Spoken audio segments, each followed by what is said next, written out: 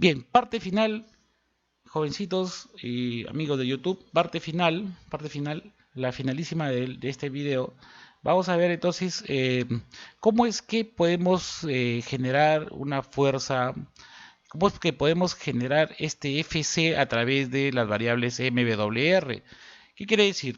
Quiere decir que de repente yo manipulo la masa, aumento la masa y fijo omega y R. Omega y R digo que son constantes y comienza a aumentar la masa, ¿ya? En un experimento que tenga que ver con un movimiento circular. Entonces yo de alguna manera genero el movimiento, entonces aquí nada más tenemos que meternos a la idea, al cerebro de que ya si se está dando el movimiento circular, ya hubo una fuerza externa que está moviendo y esa fuerza, esa fuerza externa está produciendo una velocidad angular constante a un radio constante. Lo único que es en cada vez que yo le muevo voy a cambiar de masa, voy a cambiar de masa, voy a cambiar de masa. Entonces se va a generar una fuerza centrípeta acá. Yo quiero medir esa fuerza centrípeta, ya que siempre va a estar dirigido hacia el centro de mi trayectoria circular en este caso. ¿Ya? Entonces vamos a ver el primer caso. Vamos a ver el primer caso. ¿Ya? Tenemos entonces si omega o la velocidad angular vale 10 radianes por segundo y el radio vale 4, 0.4. Entonces aquí tenemos el omega es constante y el R también es constante, ¿ya? Y entonces se va a generar una fuerza. Entonces nos tenemos que imaginar que aquí está rotando en forma antihoraria. Entonces yo quiero saber eh, cuál es la distribución de datos, si aumenta o disminuye, cuál es la curva de tendencia si yo tengo ese conjunto de datos, ¿ya? Entonces yo tranquilamente digo, si la masa reemplazo, esto se reemplaza, miren, lo vamos a reemplazar para que aquí no haya tabú ni nada por el estilo, ¿ya? La masa vale 0.1 en kilogramos, entonces por aquí dejo un espacio, digo 0.1 por la frecuencia, perdón, la velocidad angular es 10 al cuadrado, ¿cierto? Omega cuadrado sería 10 elevado al cuadrado. Ya está, por R. R vendría a ser el radio y el radio es 0.4 metros. 0.4. Ya está. Y el resultado es 4. Ahí lo tienes, ve. La fuerza centrípeta ha dado 4, ve. Ha dado 4. Ya, entonces lo único que faltaría solamente es verlo en el laboratorio exactamente cuál es el tamaño que debe tener este vector. Pero ya sabemos que aquí está dirigido hacia el centro. Ya faltaría complementarlo y llevar esto de acá al laboratorio.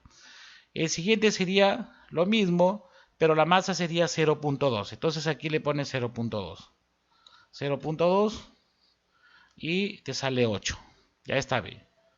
Ya, ahí lo tienes, ve. Ya entonces se genera esta tabla, ve. Este experimento ya me está generando esta tabla de acá, ve. Ya, masa, yo estoy variando la masa y me da la fuerza centrípeta. Ya no me he dado tiempo para hacerlo con componentes porque hubiera sido bonito hacerlo con componentes, pero ahí te dejo el código para que solamente reemplaces los datos. Ya, entonces tiene la masa, yo le he llamado masa del primer caso A y la fuerza centrípeta que se ha generado. 4, 8, 12. Entonces, abajo tenemos masa y acá tenemos fuerza centrípeta en newtons. Entonces, la distribución es una distribución lineal. ¿Qué quiere decir eso? Quiere decir que si la masa aumenta, la fuerza centrípeta también aumenta en forma lineal. Ahí está, ¿ya? Su distribución es de tipo rectilíneo. Ahí está, porque la distribución de datos es de forma AX más B. Esa sería la forma, ¿ya? Ahí lo tienes. Como no, ya no queremos hacerlo muy difícil esta parte de fuerza centrípeta, entonces solamente dibujamos los puntos nada más, ¿ya? Para que te des cuenta cómo es el asunto, ¿ya? Aquí puedes seguir cambiando y completa la tabla, ¿ya? Ahora, como valor agregado, podemos dividir. Si dividimos la fuerza centrípeta entre la masa, ahí tienes de 4 entre 0,1, 8 entre 0,2 y así, hasta 32 entre 0,8 te va a dar 40. 40. Entonces 40, ahora que 40 qué, 40 qué, profesor. Entonces date cuenta que la fuerza centrípeta está dada de newtons y un newton es un kilogramo metro por segundo al cuadrado y la masa está en kilogramos. Por lo tanto, el resultado será metros por segundo al cuadrado. ¿Ya?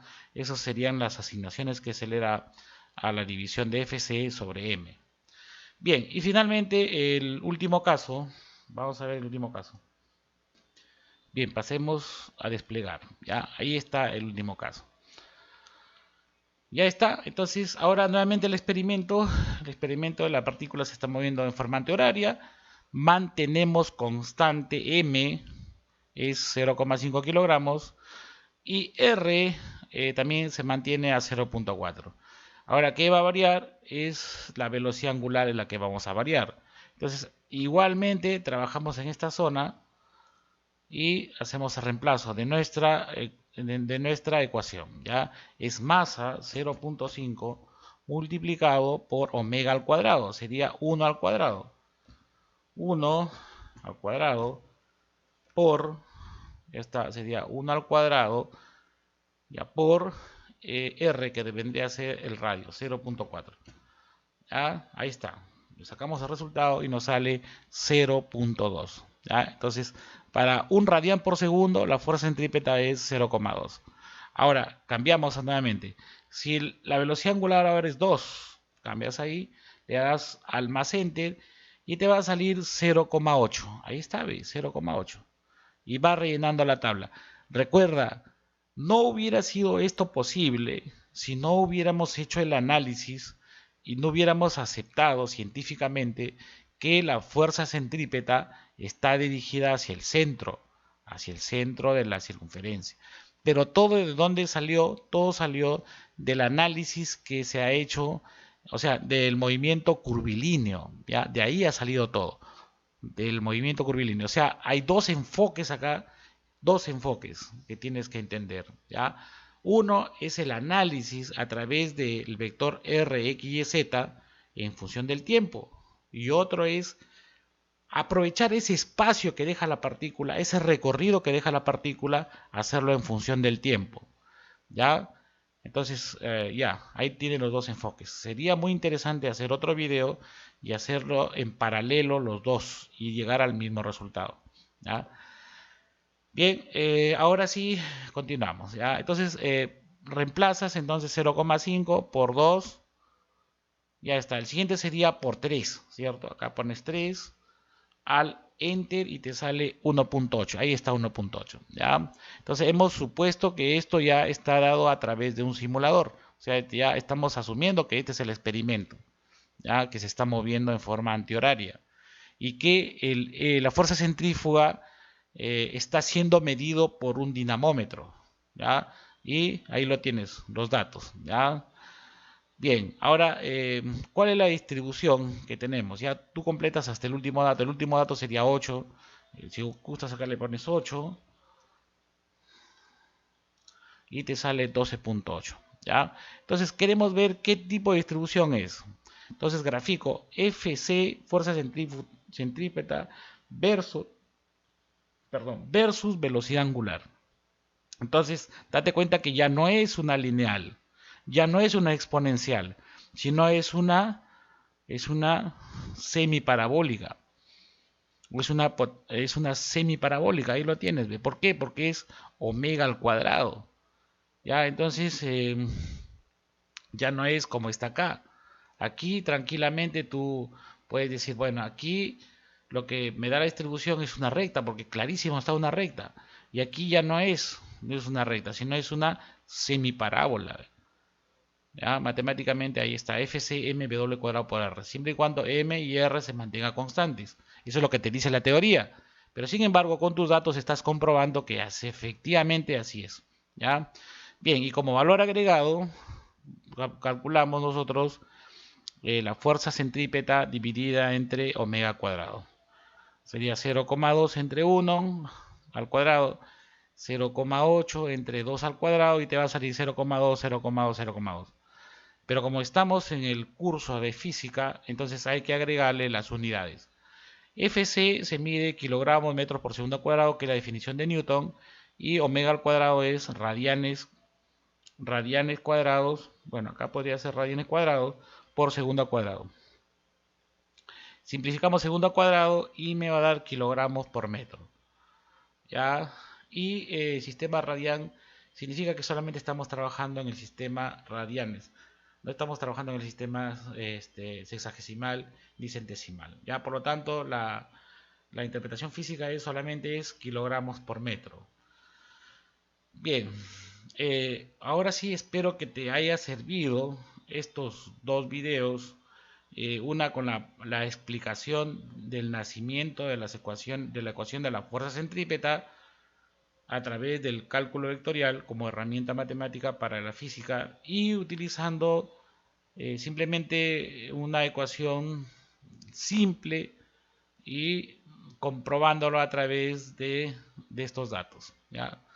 Bien, me despido sin antes pedirte que siempre la herramienta de la física es la matemática. No podemos construir nada a menos, bueno, que sepamos otras cosas, ¿ya? Entonces, la herramienta de la física es la matemática.